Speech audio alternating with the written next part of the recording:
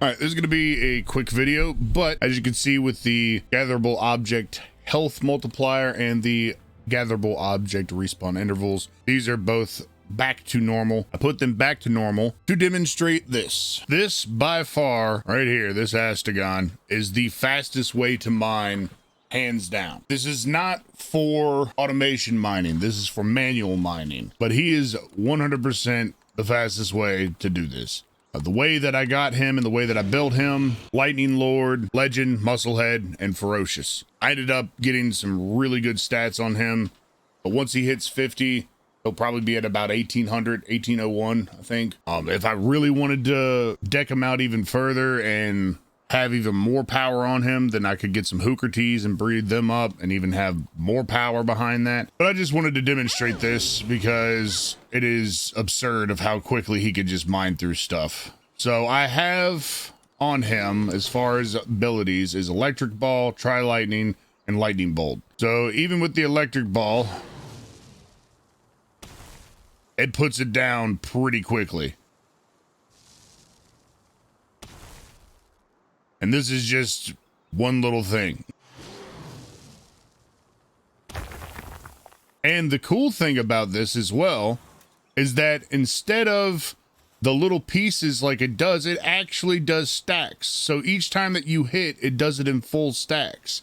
So this could mean that the Wampo, if you max them out, would be better for transporting. So if you had the Astegon out and had a couple of Wampos out here, now there's trees everywhere. There was a comment the other day who mentioned something about the trees. If I wanted to keep them off, you could go into, for instance, these wooden tavern furniture stuff. And if you get this barrel, apparently it is considered a storage bin, but you could take one of these wooden barrels, and when you chop down the tree, you just put this over top of it and it won't grow back. So you could technically eliminate all the trees from the mining area by putting those little barrels on each one of the little tree spots. And then you could put some Wampos out and then have them pick up full stacks. Because as you see, it's 120 because I destroyed one rock, but it was only in 3 stacks. So this is actually a good idea and kind of changes up a lot of stuff. But as far as automation mining goes, this is not reasonable. With manually mining, you can knock out the metal ore pretty quickly. As you saw, I mined out that one rock in literally a couple of seconds, and that was with the lowest attack that he has. For instance, if I wanted to do my Tri-Lightning, or let's do Lightning Bolt.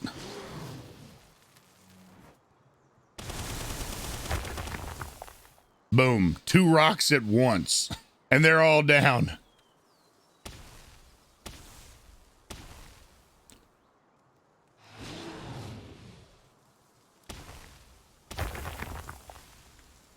But yeah, you can see, like, you can mine out, that's 4 rocks in a matter of seconds, or 3 rocks. This would be the 4th one.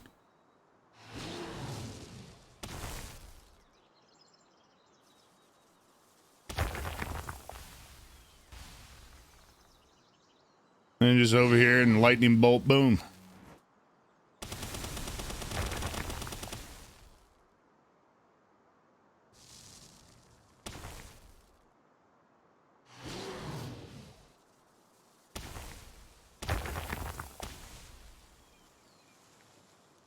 Yeah, we mined through all those rocks, all that metal ore, in a very short amount of time. And since they're in bigger stacks, then the Wampo actually might be more feasible, because we learned from our testing of transporting that the transporting number does not depict their speed or anything with them actually putting it into stacks, but instead increases their amount that they can have in a stack if they're already pre-stacked. So if you're doing manual mining, they stack. If you are doing automation mining, they literally just go off one piece at a time. So with that being said, definitely the fastest way to mine. Hey, you could come over here, wipe out the rocks, and then have them be smelt down. And you don't have to have anything over here. You could do the coal as well if you really want to. And this actually will minimize, and I'll say this, for people that are on Xbox or playing this on the Game Pass version through PC, and you guys have hit or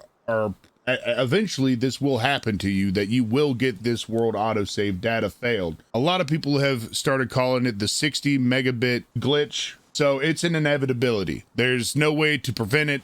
It's just once it hits that number, then it refuses to autosave anymore. So as a preventative measure to keep stuff low, I pulled my entire mining team, because eventually I'll have enough coal over here if I just left them going, and it would outpace the metal by a lot. Like there's still 3,000 just in that one box, 2,000 in that box, 2,000 in that box, 1,400 in that box. It wouldn't take long, maybe a couple days, for you to hit like 40,000 pieces of coal in this, and you would be already approaching that number. So it's just best for people on Xbox and stuff to maintain low quantities and just basically use material when you need it. Because if you start stockpiling, I'm someone that enjoys stockpiling, because the more resources that I have, of course, and the faster that I can get them, is just going to be better overall. That way I don't have to keep coming over here and doing stuff. But at the moment, it's just not feasible to do that, because I will hit that wall faster.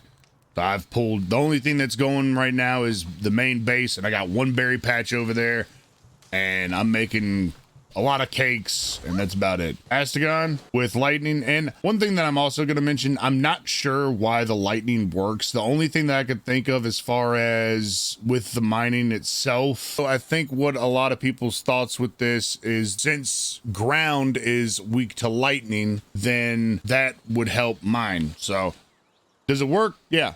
Could it work with something else? I think so. More damage, more power, easier to get the rocks out. And yeah, I did max out his partner skill. It is a level 5 4-star, and I did crank up his power through the statue. Also, if you're looking for those in particular abilities that I have on there with the lightning, and to be able to put them onto an Astegon, there's a couple of spots that I've marked here where there are trees with the skill fruits on them. There's one down here, there's one over here.